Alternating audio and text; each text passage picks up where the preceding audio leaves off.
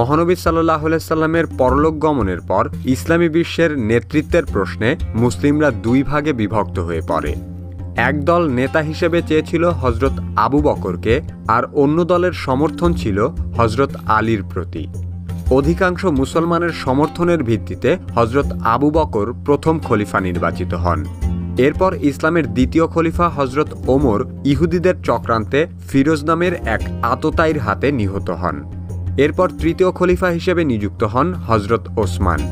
কিন্তু ততদিনে হযরত ওমরের হত্যাকে কেন্দ্র করে মুসলিমরা বিভ্রান্ত ও দ্বিধাবিভক্ত হয়ে পড়ে। তৎকালীন ইহুদি নেতা সাবার ছেলে আবদুল্লাহ ইবনে সাবা মুসলিমদের গোপন খবর পাওয়ার জন্য লোক দেখানো ইসলাম গ্রহণ করে। পরিকল্পনা মতো আবদুল্লাহ ইবনে সাবা নিজেকে অতীব ধর্মপ্রাণ মুসলিম হিসেবে প্রকাশ করতে থাকে। সেই প্রথম প্রচারণা শুরু করে যে মুহাম্মদ